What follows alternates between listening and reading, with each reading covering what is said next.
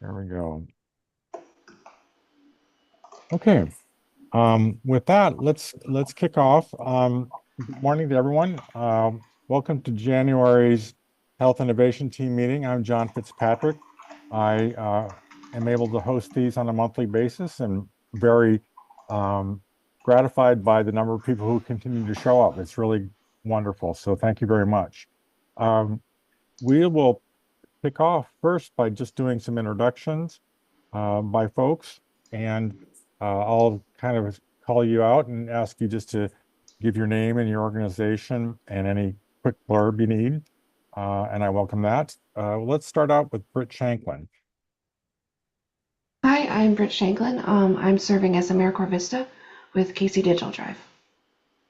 Thanks very much. Amy Teskey. Hi guys, Amy Teskey, and I am a sales advisor for health tech companies and have a community for sellers in this space. Thanks. Angie. Hi everyone, I'm Angie Read. I'm CEO and founder of Stroke Sisters, which I'll share with you in just a bit. Great, thanks. Doug Hohulin. Hi, I'm Doug Hohulin. I work on AI and healthcare projects. I'm co-author with Harvey Castro, Dr. Harvey Castro, also on the call. Tech-Powered Healing, the Future of Medicine in the AI Age, and then the recent book, 2030, A Blueprint for Humanity's Exponential Leap, that includes a roadmap of how we can save 1 billion lives with AI. Thanks. Jim Ondick. Sorry, mute button. Yeah, Jim Ondick. I'm IT business partner with the University of Kansas Health System, predominantly tasked with addressing how we are dealing with AI in healthcare situations. Great. John Birch. Hi, I'm from Lawrence. I'm representing a group called the Health Record Banking Alliance, which has been an advocate for years for people having their own longitudinal personal health records. Great. And I'm in the kitchen, so I'm I'm in the kitchen making my breakfast, so I'm gonna go off video again. Sounds good. Cecilia. Good morning, Cecilia Saffold, Help Teamworks. Great. Dick Flanagan. Hey guys, good morning. Dick Flanagan with Digital Health KC. Great. Todd Fain. Oh, good morning, team. I represent a variety of healthcare companies. Really love engaging with the energy in Kansas City around the startup community. And I've been partnering up with Jonathan for EasyBiz Portal to help grow his business. Great. Aaron. Aaron Deacon with Casey Digital Drive. Let me see here. Sorry. Who else we need to do? How about Dan English? Hey, Dan here. I'm a project coordinator, research coordinator with KUMC and the KU School of Nursing. Thanks. Annie Chadwick. Hi there. I am with a company called Hedonia, actually out of Tel Aviv, and working on a gaming solution for mental health solutions. I see. Where are you yourself based? I'm in Kansas City. Okay, great. Brandy.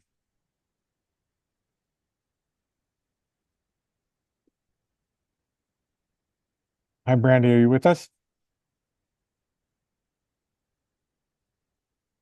Okay, we'll go to Ben. Hi guys, my name is Ben Birnbaum. I'm with Tech Venture Studio, and I do two main things: helping early phase can't talk this morning.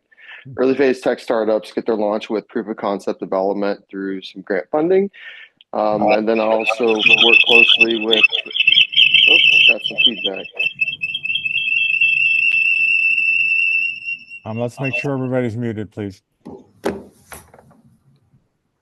And work closely with 23 different institutions that produce research and commercializing their innovations. Great. Nice to meet everyone. Thanks. David Hardy. Hi, I'm Dr. David Hardy. I'm a chiropractor, functional neurologist, and then podcast content creator. Great. And where are you based? I'm up in Alberta, Canada. Okay. Welcome. Yeah, thank you. Erica Anderson. Good morning, John. This is Erica Anderson. Apologize, I'm not on camera. I'm en route this morning, but I'm a healthcare consultant here in outside the Kansas City metro area.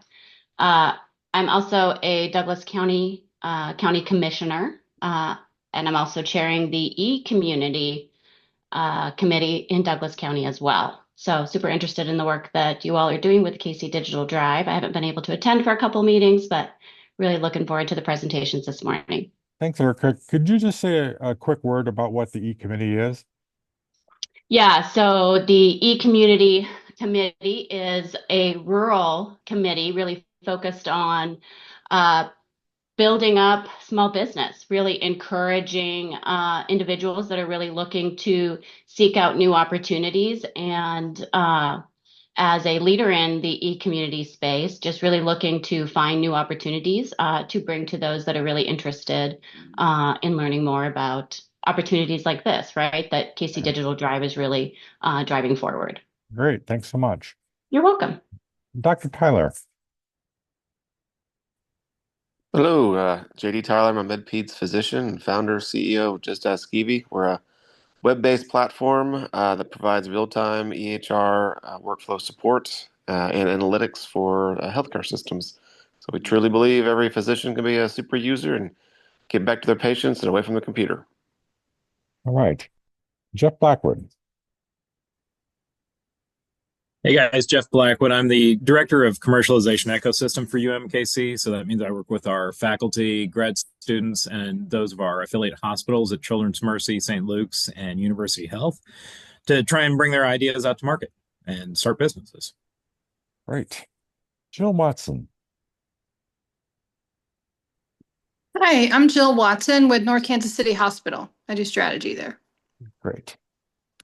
Jim Starship. Jim Starship with KC Digital Drive.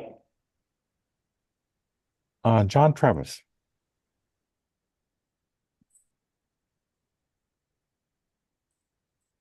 John Travis, are you with us? Must have stepped away. Jonathan Gregory. Hi, I'm Jonathan Gregory, the founder of Easy Biz Portal. Strive to be the Carfax for medical devices. Hey, John, I did step away for a moment. I was trying to unmute. Okay, go ahead.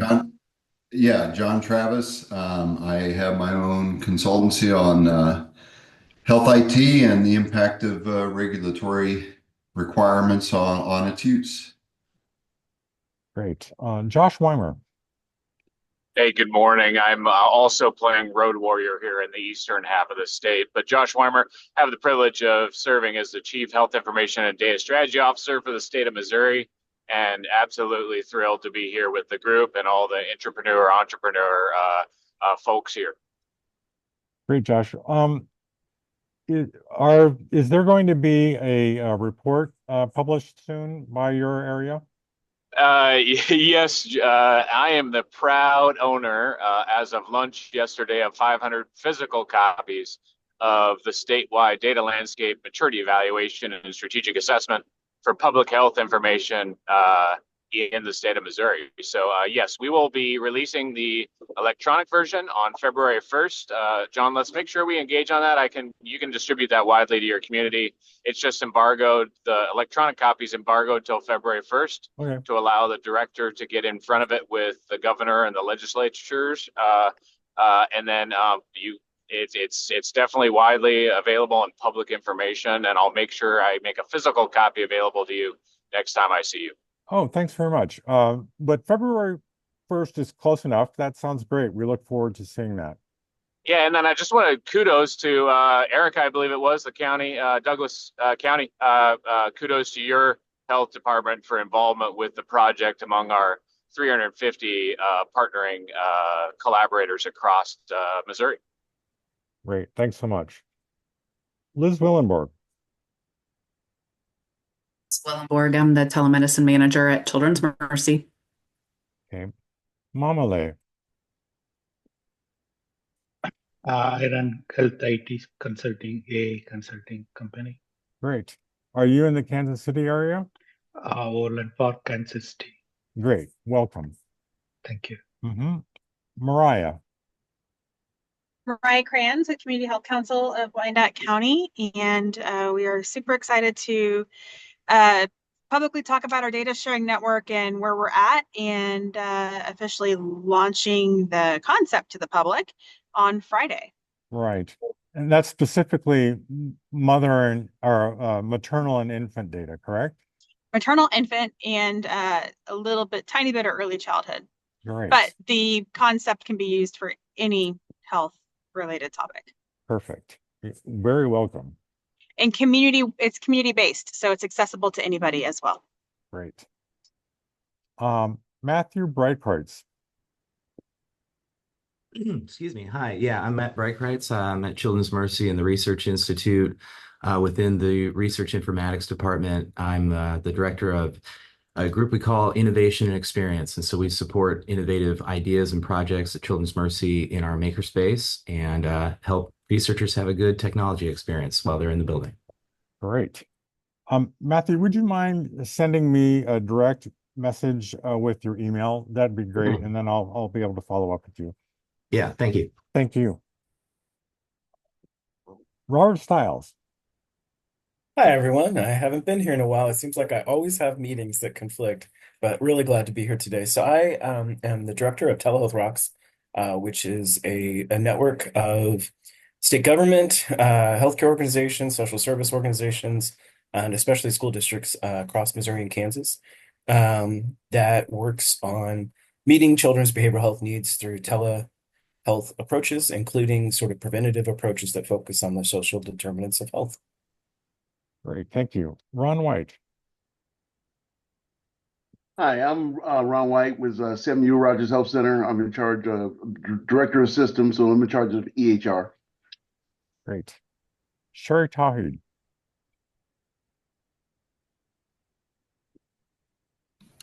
Good morning. I am Sherry Tawhid. I'm a community health worker and a maternal health advocate. Thank you. Tanner. Hi, everyone. Tanner McDermott, Marketing Coordinator with Digital Health KC. All right. Terry Spadre.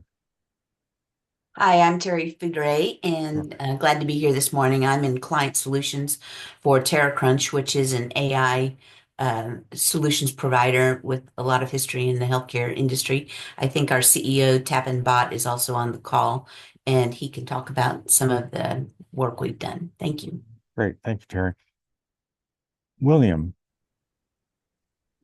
Hi, everyone. William Crumpler. I'm the program analyst with KC Digital Drive.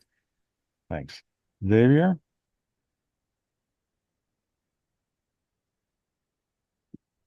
Xavier Brooks, are you with us? Yes, good morning, John. Oh, sorry, I was double muted there. All right. Hi, Xavier Brooks. I'm here with Health Forward Foundation. I'm the director of IT. Great, thank you. Tom Schroeder.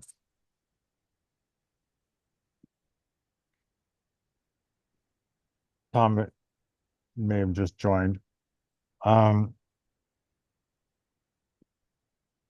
think I've lost him. Okay. Okay, is there anybody that I missed? We certainly don't want to leave anybody out.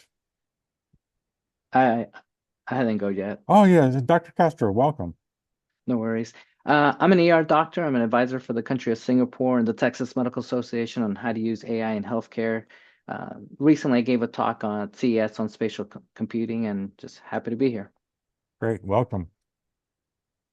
Anybody else that I missed? Hey, John, it's Tom Schrader. Okay. Go ahead, Tom. Tell us who you are and what you're about. Absolutely, I appreciate it. So I've been in the healthcare space for over 20 years, mostly on the clinical side in medical device, and now I've joined as VP of Sales here at Healthcare IT Leaders out where our headquarters is in Overland Park, Kansas, and we're a IT healthcare service provider doing staff augmentation, top tier staff aug to managed services and continuous and professional services. So appreciate you guys letting me join. No, it's no problem. You're very welcome. Thanks for joining us. Okay, let us get right into it then. Today we have a couple of great presentations, very different topics, but very germane, and we're very eager to hear from our presenters. I'd like to first introduce Angie Read with Stroke Sisters and ask her to give a little bit of her background and what she's working on in the space. So Angie, you're welcome. Thank you. I only want to say, holy cow, the intellect on this call and the background is overwhelming and slightly intimidating, I'll be honest. My background is not in healthcare, it's not in tech. It's as a marketer, communicator, about 30 years in PR, marketing, and corporate communications is my background. And if you don't know me, 7 years ago, I had a massive stroke, one of two. I had a follow-up stroke several months later, but I am a stroke survivor. I probably don't look like a typical stroke survivor. Most people are surprised when I tell them I'm a stroke survivor, but my recovery was long and fraught with difficulty. And I saw a real need based on just my recovery and the recoveries of other women like me, which has led me to create Stroke Sisters. So let me pull up my screen and share my presentation. Can somebody tell me if you can see this? Okay, because I can't see it on my end. Okay. I can't see it in the screen over here. So I'm going to be looking this direction for my screen. So it might be surprising to you, but more and more younger women are having strokes in the prime of our lives. So when we're working, when we're raising families, completely disrupting our life in every way. There are 9 million of us, 9 million women under 60 years old around the world that have had strokes, that are stroke survivors. We still want to contribute. We still want to work. But we are disproportionately affected by stroke because more strokes happen in women. So 56% of all strokes happen in women. And then unfortunately, we have far worse outcomes than our male counterparts. So we're twice as likely to go to long-term care after having a stroke. And then 60% less likely to regain our mobility and independence. And really the key stat here, and the most surprising, is that we have an up to 70% higher risk of suicide than our male counterparts after stroke. But even just having a stroke increases your risk of suicide. You're about 73% higher risk of suicide after having a stroke. Let's see. Next slide. So the real problem here, well, there's a huge problem, but the problem that we've narrowed down to and what we want to solve with Stroke Sisters is that there's a massive amount of information out there, and it's hard to find. It's overwhelming once you do find it, because if you have a brain injury, it's really hard to understand anything complicated. It's out there. We just have no easy way to find it or easy way to distill some of the information. You're lucky if you have insurance. You're lucky if you get rehab after your stroke and all of the services that you need, including mental health. So that's really what we aim to solve with Stroke Sisters. So in just kind of a quick snippet, I think we aim to be like the Cliff's Notes of stroke recovery, making it easy to get the information you need, distill a ton of information down into something understandable and something that you can remember and use.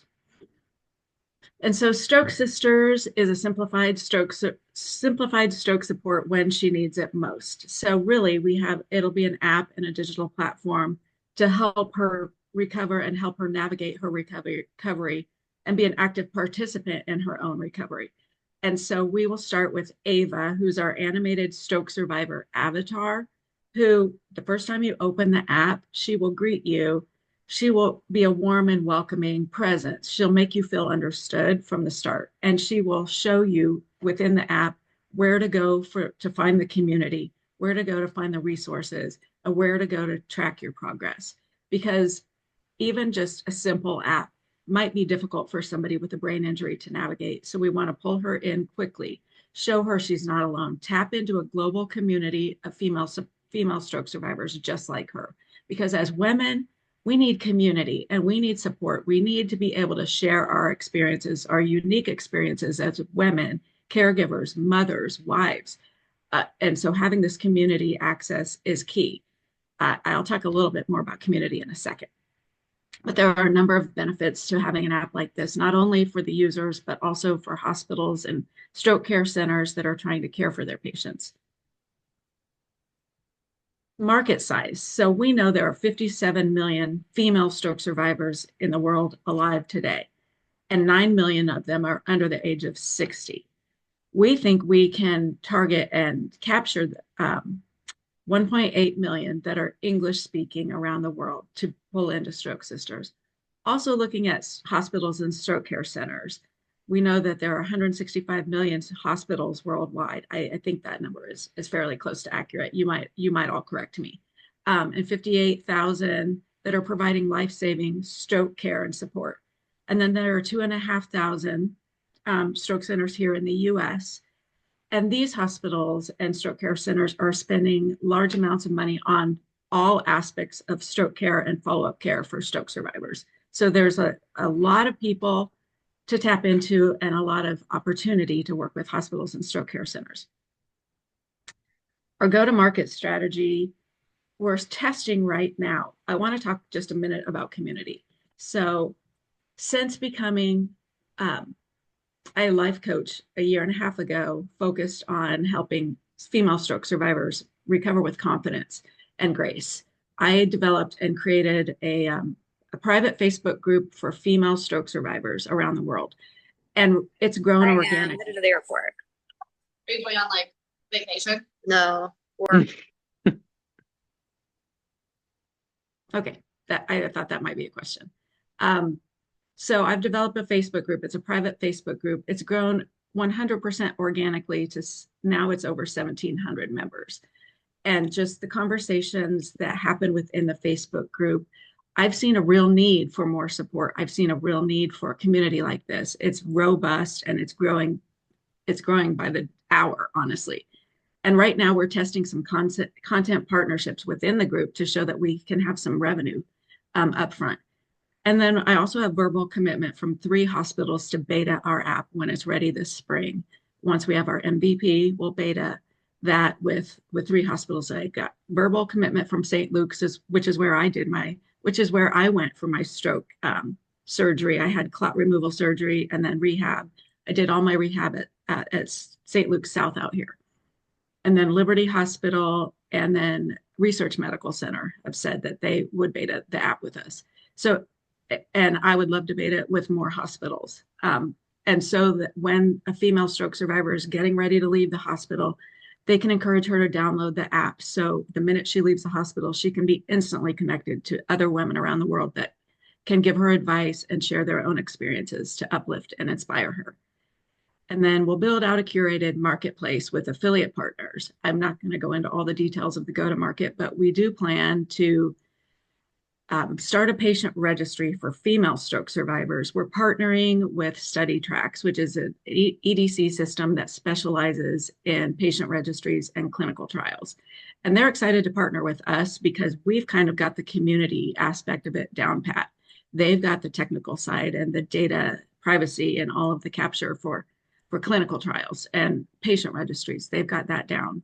But they'd like to partner with us because we understand how to build a community and how to engage with the community. And then we look at white labeling the Stroke Sisters app for hospitals, knowing hospitals like to put their stamp on it and may not want to use the Stroke Sisters name. We'll see. And then my background, like I said, 30 years or so in PR, marketing, corporate communications. So this is my sweet spot. And I'm excited that we've already started with kind of our outreach. We have a Kickstarter campaign going right now, which is our friends and family round. And I've been doing some PR outreach around it. I was on a podcast interview yesterday. There's an article in the pitch that came out last week, 4 inane questions with Stroke Sisters Angie Read. It's kind of funny and a little bit silly, but it talks about what we're trying to do with Stroke Sisters and the Kickstarter campaign, hoping to raise awareness and get the word out there because we are trying to raise quite a bit of money to get this launched and going. And then once we have hospital partners on board, they will start to share. So we've got some word of mouth marketing that will be happening and partnering with influential organizations. We're already in talks with the American Heart and Stroke Association. because they have an app. I'll talk about that in my competitor slide, but they have an app that it's different than what we are aiming to propose, and we want to partner with them. So we're not trying to recreate the wheel, something that's already out there and well-known brand. And then doing PR and media outreach as we grow, thought leadership. I plan to do white papers, reports, media interviews, podcast interviews, wherever I can talk about and share Stroke Sisters, I'll be out there. And then also doing some targeted Google and digital ads. Competition. So most of our competition is actually indirect competitors. So apps that target specific stroke deficits. For instance, aphasia. There are apps that can help with the speech difficulties after a stroke. There are apps that can help with the mental health, things like Calm and Headspace. There are apps that can help with physical recovery, physical rehab. We're not trying to recreate the wheel there. And there are a couple of other potential competitors out there kind of in our space a little bit. Like I said, the American Heart and Stroke Association has their Heart and Stroke Helper. It is not focused on women, and it is really not focused on community. They have a community that's really hard to find, and then once you find it, it's hard to engage with it. And then what we aim to do with Stroke Sisters is unique because we want to hire female stroke survivors to help build and grow the company. Because once you have a stroke, most of the time you can't go back to work. Like on the first slide, you saw 58% less likely to go back to work. But we are looking for income streams. We need to contribute. We're still in the prime of our lives, and we still need to make money and contribute. So quick look at our revenue engine. I could talk more about this later, but we're starting with some sponsored content with advertisers within the Facebook group that we already have built, because that's a known entity. That's something that we can tap into easily to start showing some traction, which we've done. And then we'll look at in-app purchases to get some premium services like one-on-one coaching or coaching training or on-demand access to specialists. And then looking at doing a lot of affiliate marketing in a marketplace where female stroke survivors can use our app and click on a company that might be able to help her right through the app and go straight to them. And then looking at hospital white labeling and then data monetization through our registry.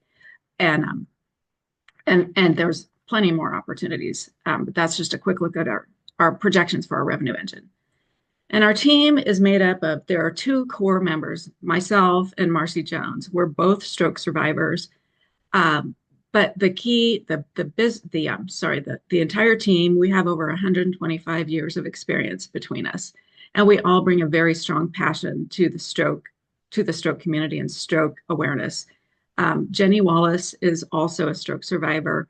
Doug Jackson is my brother-in-law, in full disclosure. Fantastic guy, business analyst. He specializes in business analytics and transformation and different IT solutions. And he has a personal connection to stroke as well because his mother, Rosemary, passed away from her second stroke. And then Michelle Slattery, it has 30 years, really 25 plus years of experience in healthcare communications. She and I used to work together at Fleshman Hillard here in Kansas City. She specializes in rare disease, advocacy relations, and clinical trials. So she's bringing a lot of expertise to our team. And then we also have a roster of other advisors. You'll notice some names on here that probably look a little familiar. One of you might be on the call today. And then our projections, financial projections. So we are looking at having revenue about $2.5 million by year 3 and up to $10 million by year 5, and being revenue positive by year 3. Now my slide will not go forward for some reason. Let's see. I don't know what's going on with my slide.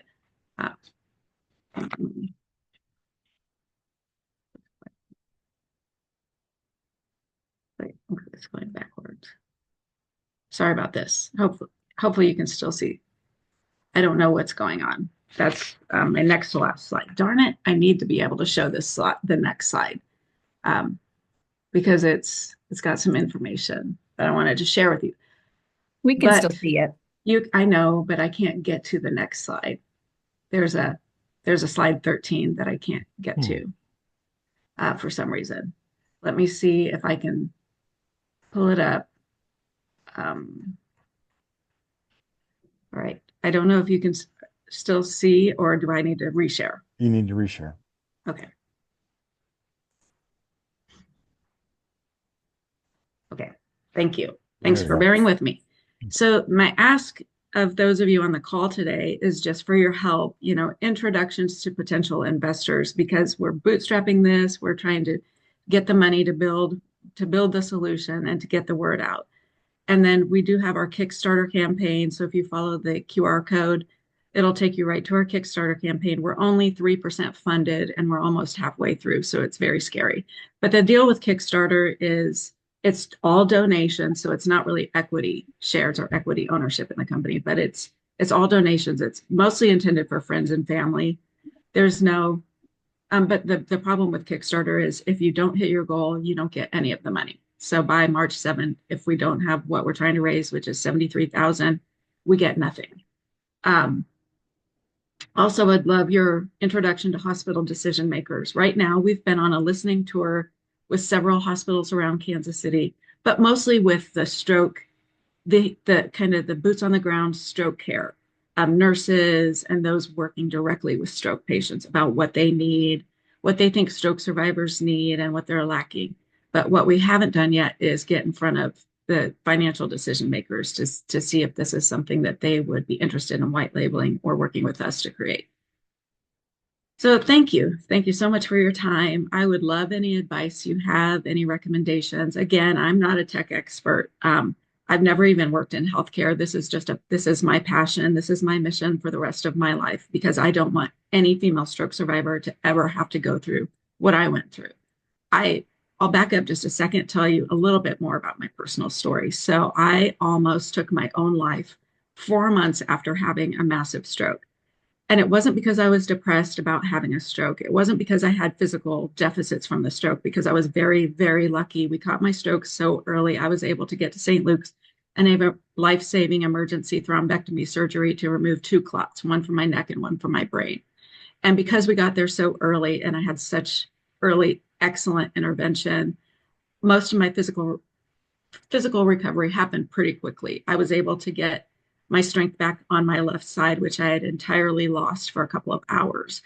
But the mental health impact was crushing, debilitating. I had gone back to work, but I had to go back out on disability because I was having a mental health crisis, and I had to be put into 2 mental health institutions here locally to deal with that.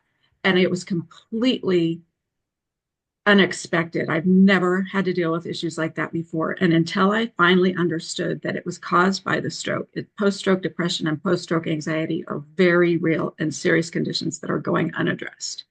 And so that's kind of my backstory and where I got to where I am today. Thank you. Thank you, Angie. That was really great. I appreciate just how much you're willing to share about your own personal background and just how impactful that is on what you're trying to do. So we're really grateful for that. I was wondering, what kinds of lessons have you taken away from the private Facebook site group? I'm sure that some learning has come from that. Oh, so much learning. I did a poll quite a while ago asking kind of what their biggest difficulties were since their stroke. And I fully expected it to be the physical disabilities and the physical deficits, but the physical deficits were just as, but the mental health and emotional health deficits were just as equal within the poll. So I was a little surprised by that. Even though I went through it personally, I was so surprised that so many others did too, and it was still such a lingering effect. I think so many other lessons are just that we need to share. We need to be able to talk about what we're going through and talk to people like us, women like us, who have been through what we've been through. The majority of the women in my Facebook group are between the ages of 44 and 54. So it's, as you can see, right in the prime of our lives. We're very active. We're engaged in the group. We want to share. And by sharing our own stories and uplifting others and saying, you got this, girl, you got this, you can do this. It's incredible, just the power of community. And so really the leveraging the power of community is the key, and it's the fundamental piece of Stroke Sisters. And because of the group and what I've learned in the group and just managing this group is really where I got the idea for doing Stroke Sisters, because I do also do one-on-one confidence coaching with other women, but it's hard to access, and it's, you know, I don't come cheap. My hourly rate is not cheap for coaching, but I wanted to be able to have a mechanism to help as many women as possible globally. And we become coaches once we've mentored and helped other women. We kind of become our own coaches and can help each other. I hope that kind of answered your question. No, that's I'll stop great. Thank rambling. you. No, it's okay. Doug Huhulan, did you want to ask your question? Sure. Yeah. Great presentation. I really enjoyed it. Thanks, So, Doug. yeah. One is what's your minimum investment that you're looking for?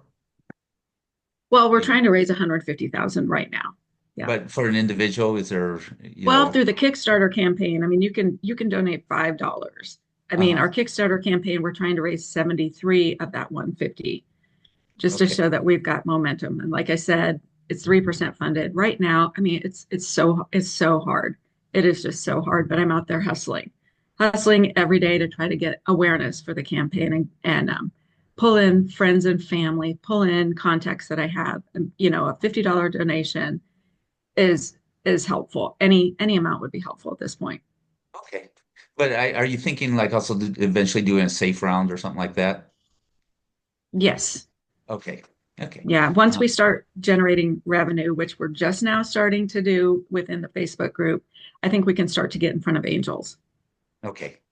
Okay, great. And the second one is I was wondering is, do you encourage family members, especially female family members and friends, to engage with your app and program to support the stroke survivors?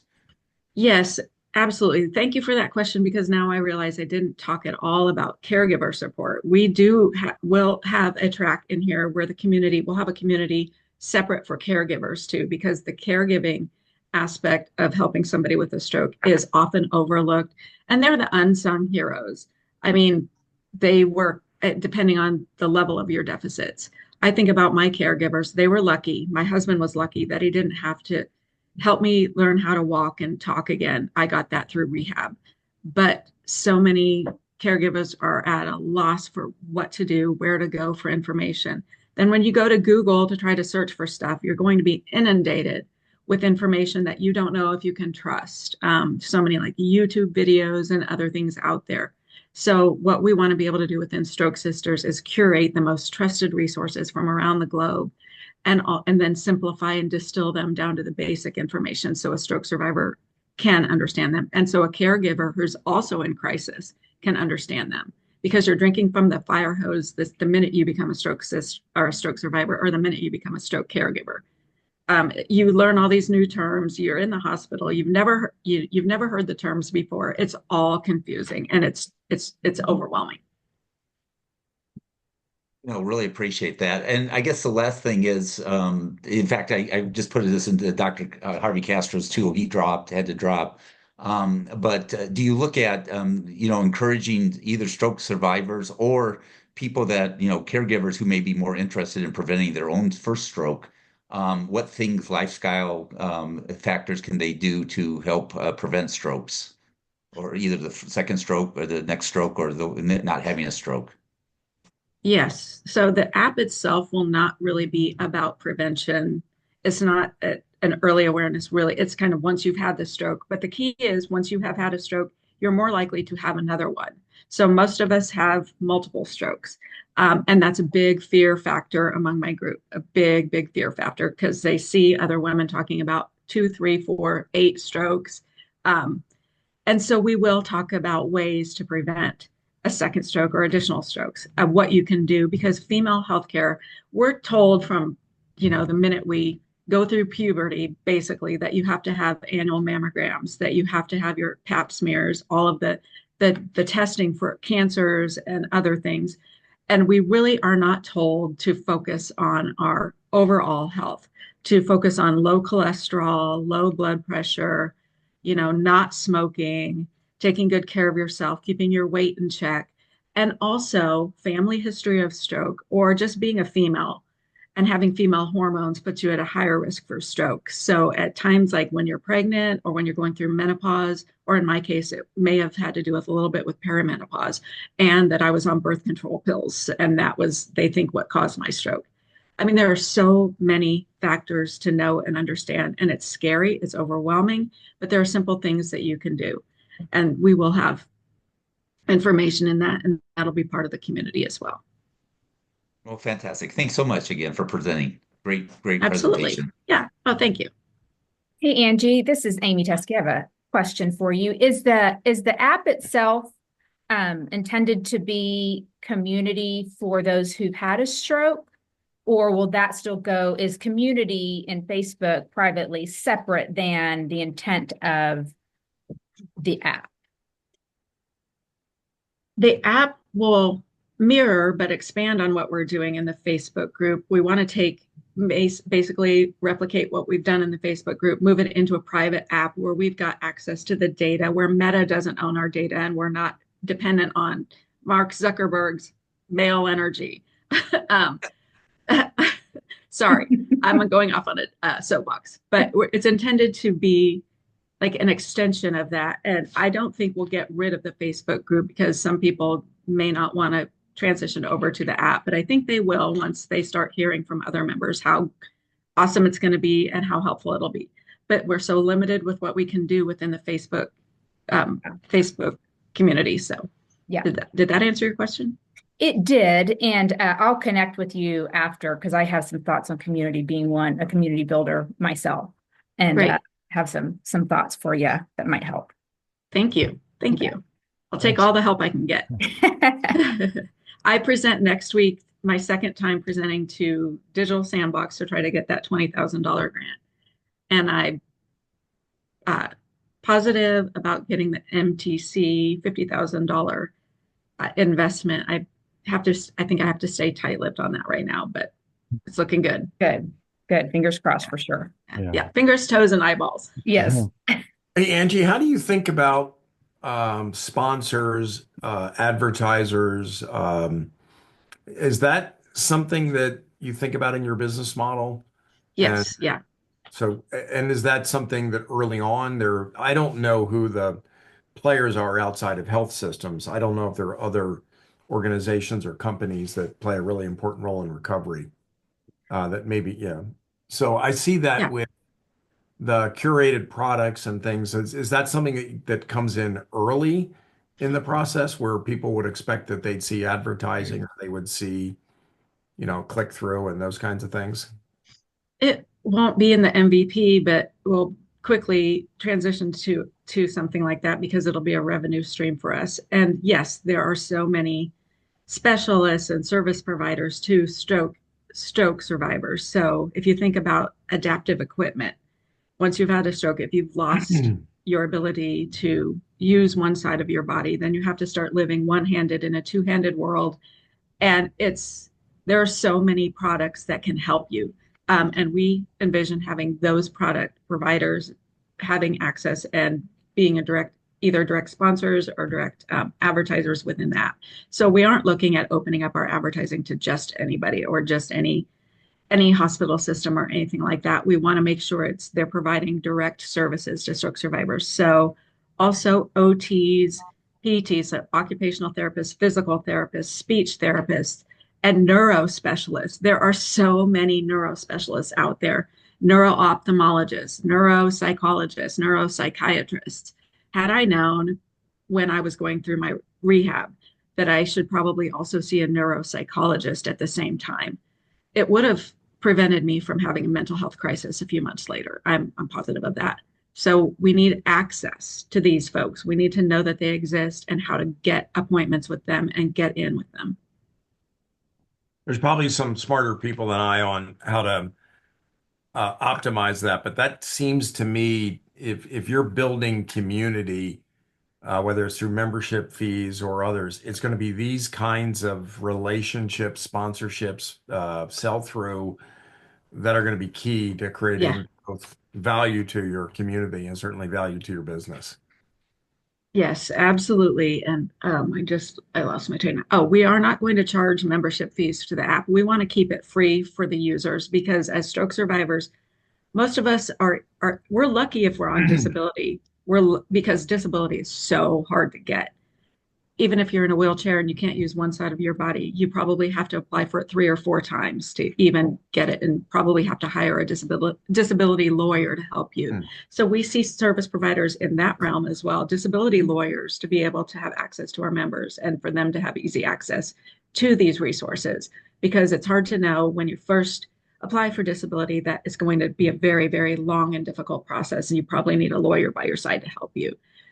It's all of those things are so overwhelming, but we are starting to do this right now. So I do have a few early sponsors. So Ask Sammy, a local, you all are probably familiar with Ask Sammy, the local Dr. Brandy Archie, who started Ask Sammy, and it's occupational therapist resources that are curated for people, and they help you adapt to your living situation at home. And they are doing a test poll within our group right now, so we'll see some of that. And then also I've secured Lifeline screening, and that's a company that does 4 different screenings that can help you understand your risks for cardiovascular and stroke. And we're doing a series of user generated videos for them. That's going to be a revenue stream, an early on revenue stream for us. So we are starting to see that. I hope I've answered your question. Sometimes when I ramble, I blame it on stroke brain, but I don't know if it's me or if it's stroke brain. So forgive me if I That's ramble. okay. That's right. You covered it. Thank you. Okay. Sorry, Angie, who did you mention was the survey group that you're working with? Oh, Ask Sammy. And then the other?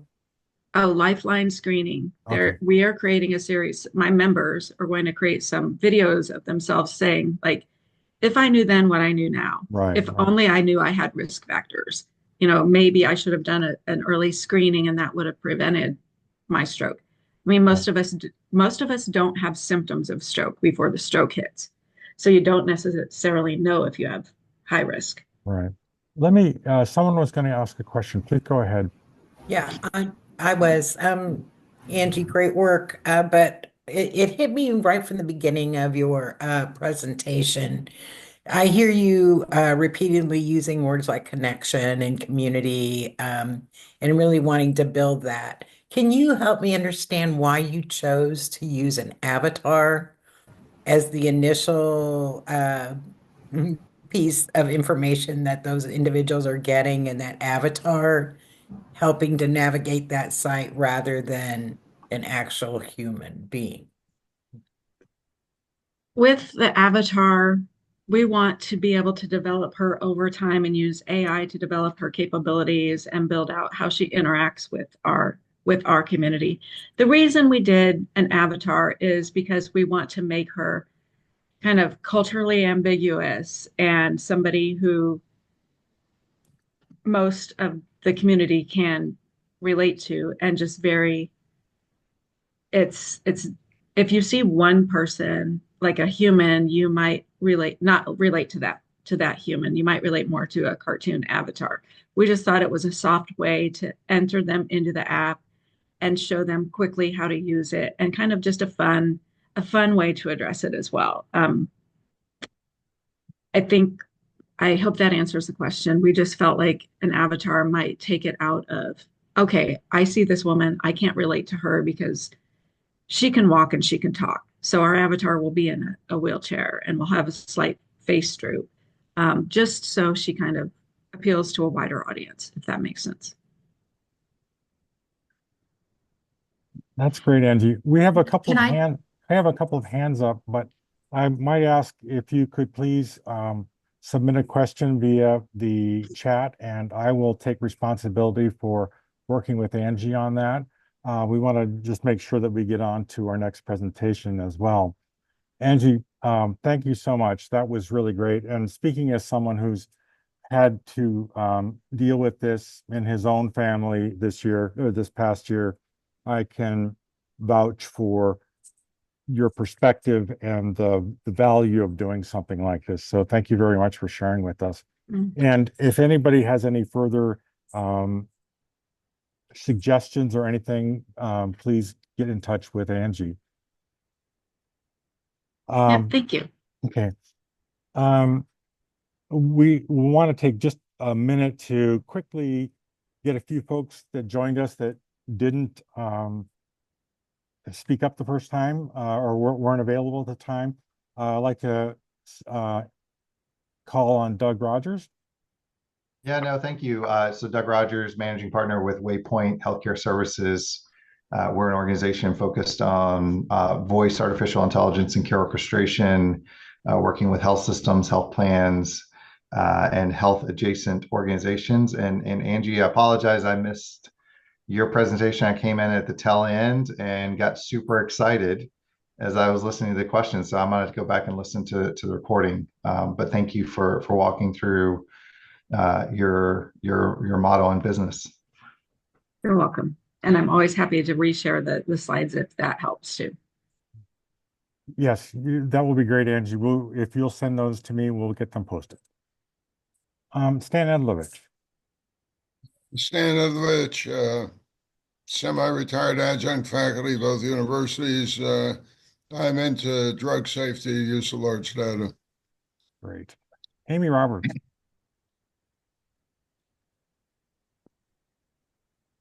Sorry, everybody. Sorry to be late. I thought the presentation was amazing. Really appreciate you taking the time to be here. And I'm with the Kansas City, Missouri Health Department. Thanks. Catherine Burt. Yes, I am a product manager with Elmo Informatics and just listening in today. Great. Jeff Vanderhagen. Hello, everybody. Jeff Vanderhagen. Been in digital health sales, business development since 2013 when I decided to go against the Cerner grain and went the Epic route. And so I'm here to learn about new opportunities and just network. Great, thanks. Deb, you asked the question, but if you go ahead and introduce yourself as well, that'd be great. Deb Cisco. Hi, everybody. I'm Deb Cisco. I'm the manager for patient advocacy and engagement at University Health. Appreciate being here. I always learn. Great, thank you. Sarah Hermes, are you with us?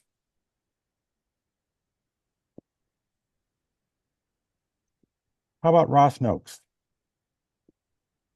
Yeah, good morning. Ross Noakes, Regional Vice President of Acuity Health, a telehealth company based out of St. Louis. Thanks. Great. Anurag. Good morning. My name is Anurag Patel. I'm CEO, founder of Abada Health, and I also help contribute to the health innovation team here on Digital Drive. Great, thanks. Liz Schaefer.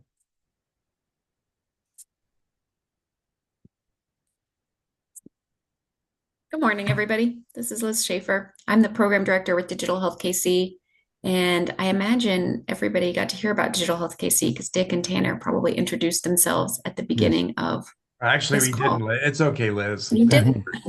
We just slid through, just like Yeah, you just snuck on in. Well, if you were not on for the beginning of the call, Digital Health KC is a nonprofit organization, and we are a partner of KC Digital Drive. And we want to help the digital health community, founders, entrepreneurs, companies that are part of it succeed in some way. And Angie, I thought your presentation was amazing. I was one of those people that had a question. I'll connect with you offline and see what we can do to help you. Thank you. Great. There's someone on the telephone number ending 7271.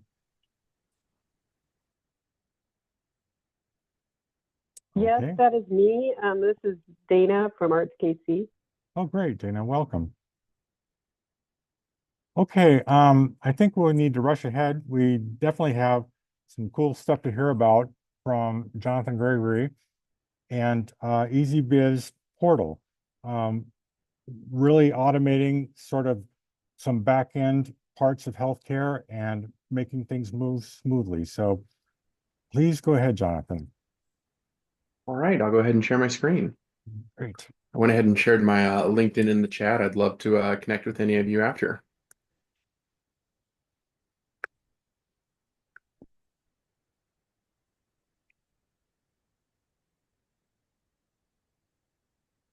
That's All right, good. are you able to see my screen? We're good. All right.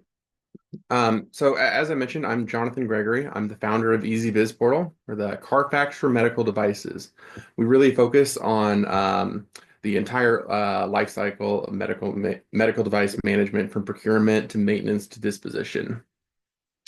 So in US hospitals, the last thing you really want to worry about when you're having to go to the hospital is the medical equipment that I'm being hooked up to, is it working properly? Has it been maintained? The doctors can only go and provide diagnosis as well as the tools that are provided to them. So as part of that, every year in the hospitals, they have to go and recertify and reinspect all the medical devices that are out there in order to make sure that they're in compliance with various FDA regulations or regulatory entities such as the Joint Commission or Accreditation Commission for Healthcare. An average hospital may have about 5 to 10,000 medical devices. And there's about 10 to 15 million of these every single year in the US that need to be re-inspected. Now, this is in addition for those hospitals' needs to go and perform one-off repairs, upgrades, replacements, or procurement of additional devices, especially when they are struggling to go and procure additional inventory for seasonal demands.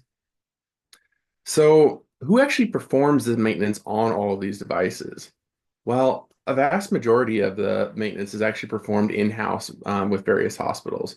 But the biotechnicians that are there on staff are typically, they may be understaffed, or they're running to various places in the hospital to actually work on some of the equipment that's being hooked up to an actual patient. So at the end of the year, when they have to perform that maintenance, they may have to go and request additional help. So they could go and outsource that directly back to the original manufacturers that produce the equipment. Or more commonly, they'll send off their equipment to independent service organizations. And these are third parties that specialize in medical equipment repairs.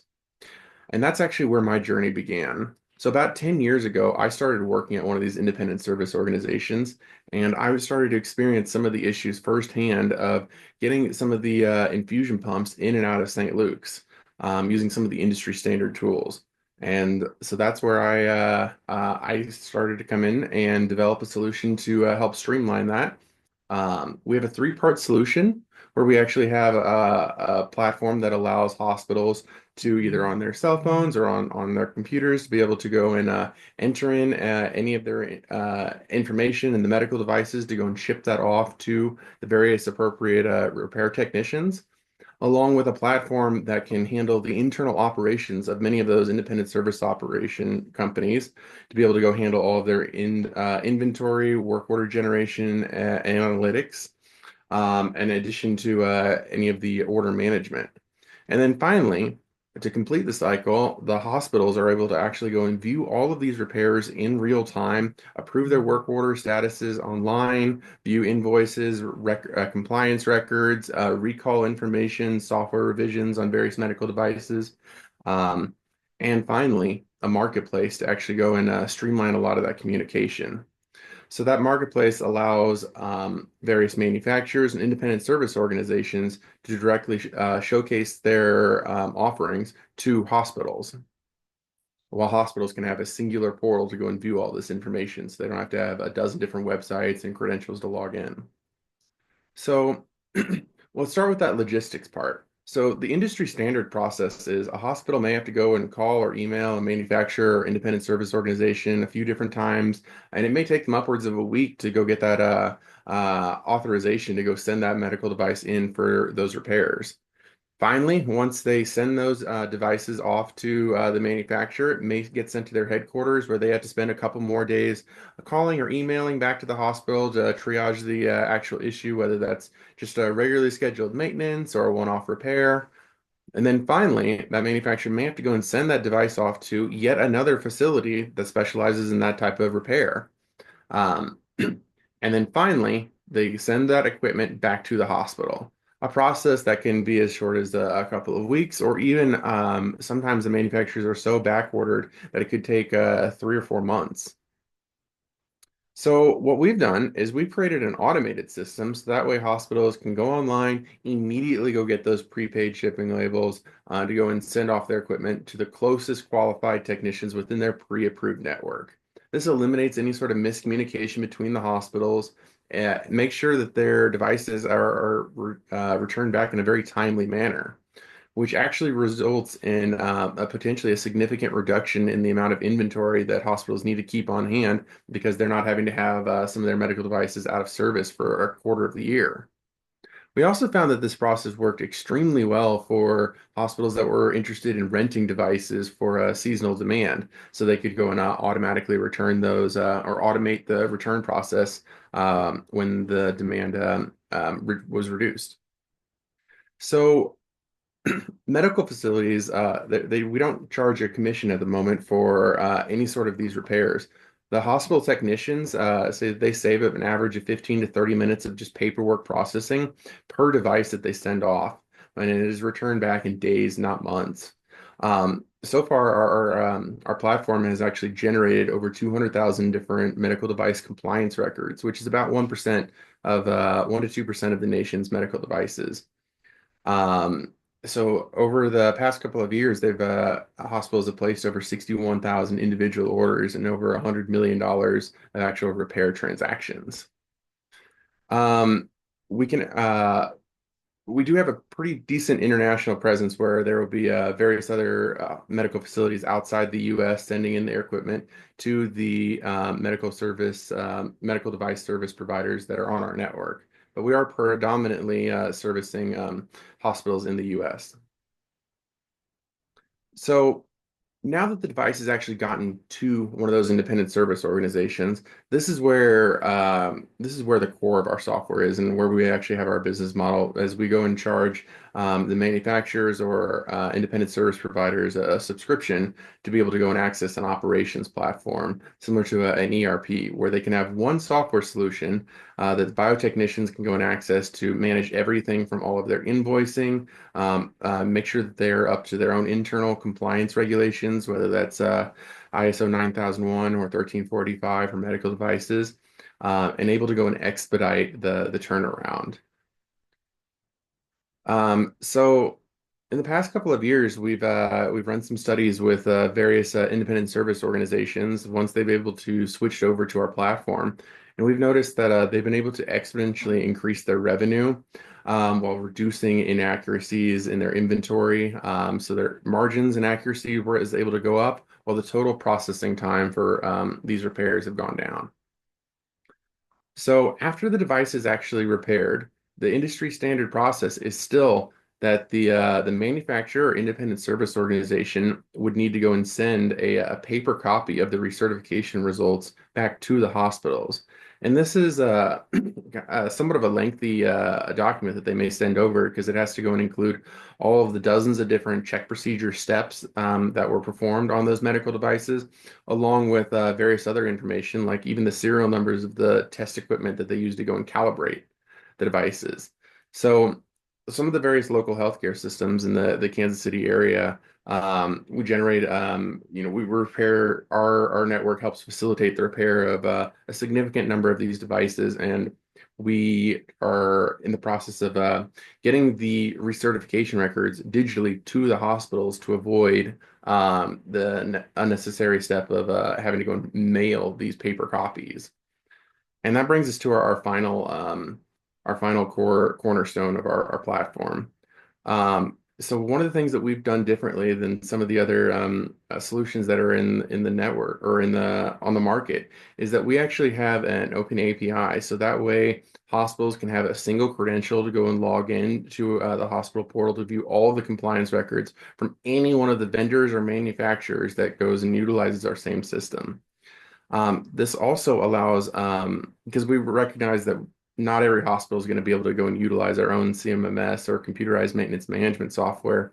So we've actually opened it up to allow third parties to go and send us copies of those recertification records, and even allowing medical equipment manufacturers to electronically send us copies of those recertification and compliance results. So that way it can be accessed on the same platform.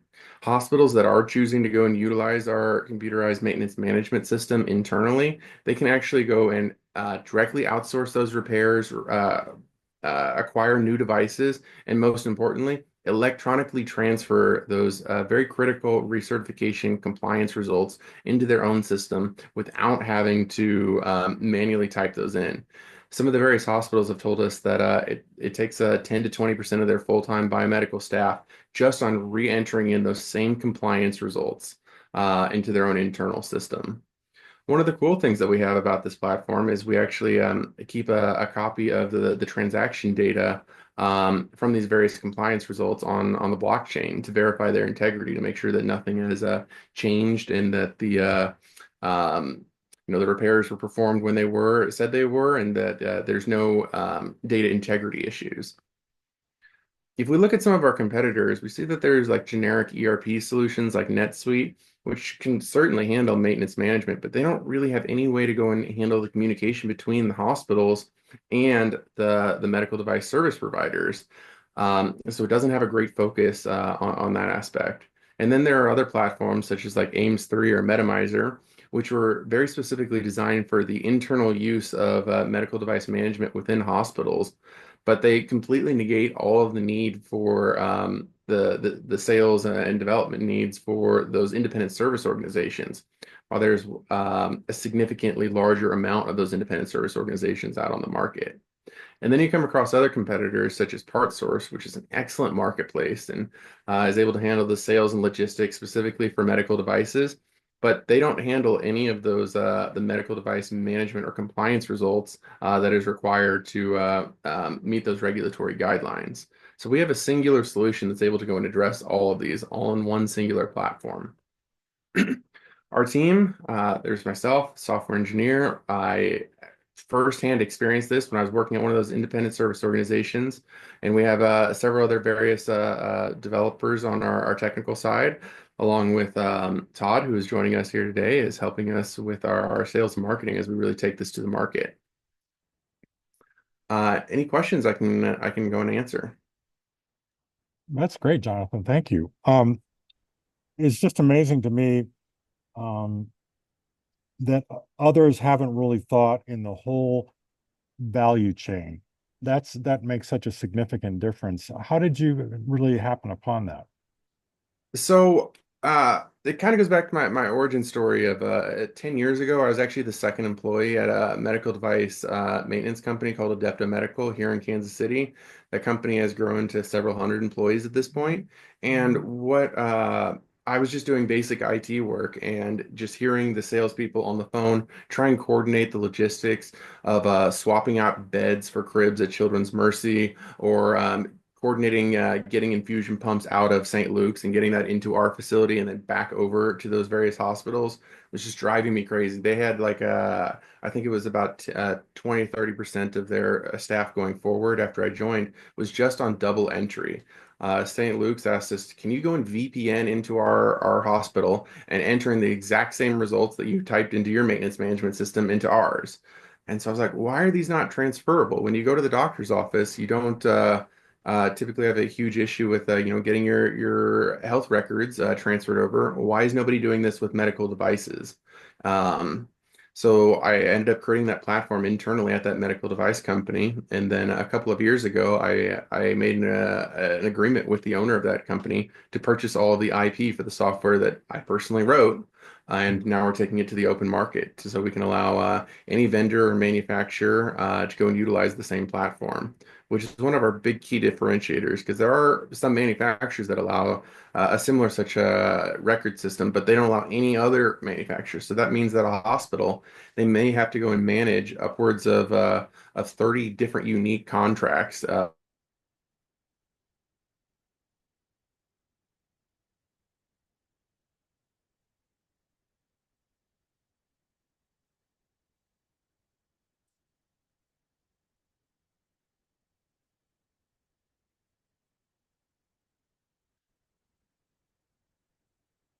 Just HIPAA, well, if you store all that data on the blockchain?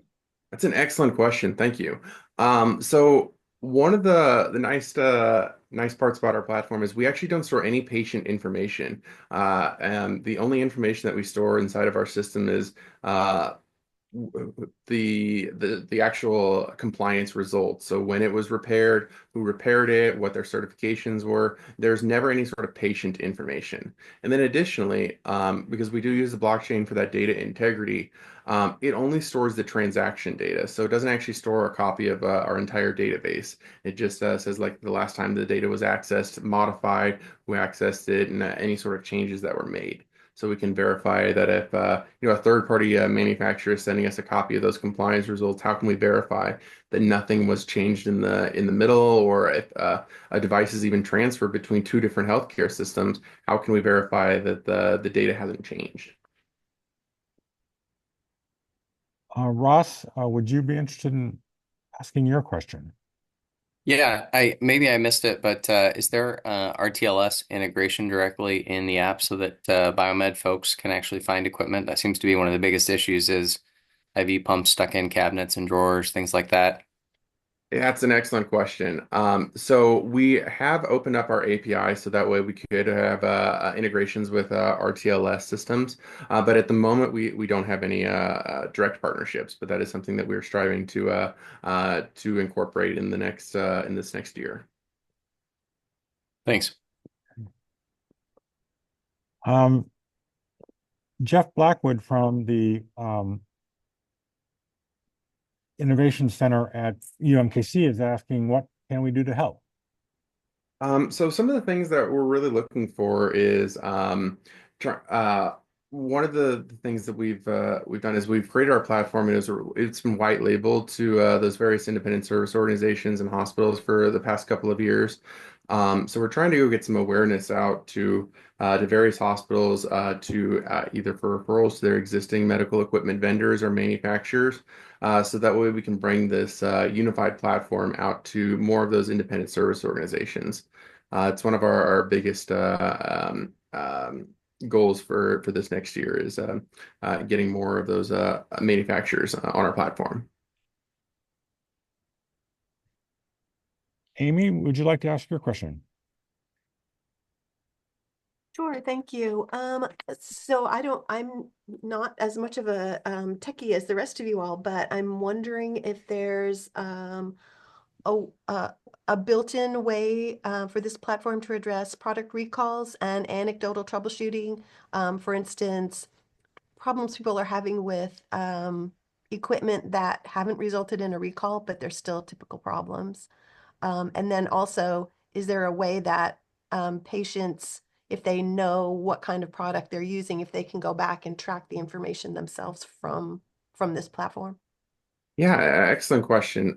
So to address the first part of it with potential reoccurring problems and recalls, so we actually have a recall management platform on here. So that way, when there is a recall, since we collect our data, a vast majority of our data from those independent service organizations or from those manufacturers, we're able to actually get a pretty good snippet of which devices are in which hospitals. So we have an ability to go and flag individual devices that have those recalls, and then send out emails to those hospitals to go and alert them to go and to address those issues accordingly, whether that's sending that back in to go get that repair or to discontinue the device usage.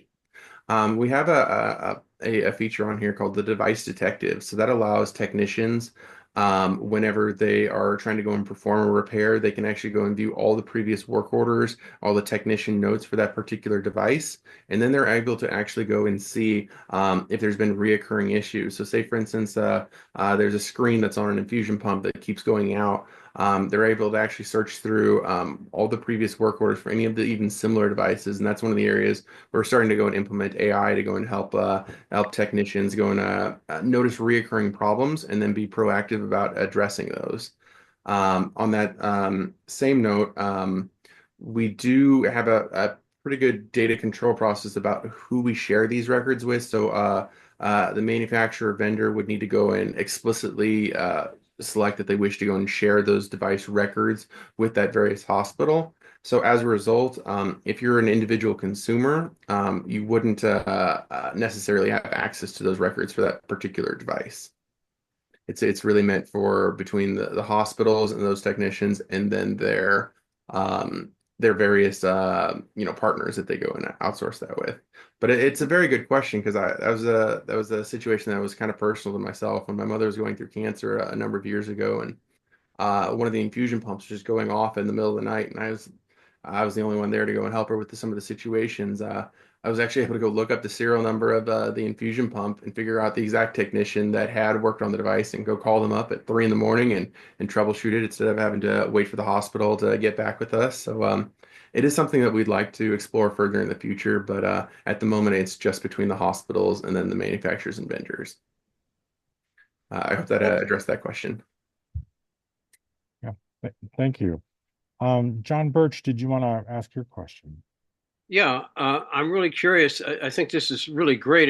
My question may be something you're not sure of, but is it possible that the data that you're collecting, such as the social security, the serial number, and the most recent certification date of a given piece of technology, goes along with the data itself when it's recorded in the EHR, so that if someone exchanges that data and looks at it later as part of the record, they can see what device was actually used to collect that particular blood test or whatever it might have been, so that they confirm that the data was certified or the machine was certified. So that's an excellent question, and probably one of the biggest things that was confusing me over these past couple of years, especially as I've learned more about electronic medical records. To the best of my knowledge, there's been no computerized maintenance management systems that are either utilized within hospitals or manufacturers that are directly taking in patient information. So going back to that Carfax analogy, if a hospital is trying to go and determine, if they have, let's say, for instance, 1,000 infusion pumps, there's not a great way to say how many times has this particular infusion pump been used. They can only see how many times the repair has been performed. Now, that's one area where I think that could be a huge change in the industry. Cedars-Sinai Hospital published a study last year where they were able to go and modify their EMR to go and record the serial numbers of the medical devices along with the patient data, so they were able to actually correlate how often did this device get used. So various hospitals, they may have 20-30% of extra equipment, but I think General Electric published a study earlier this year that was stating that 40% of the equipment never gets touched. So it's the same equipment gets used over and over and over again, while there's some other infusion pumps that are in the back of the storage room that are never utilized. So that's one area where we're not currently addressing, but we'd very much like to in the future. Thank you.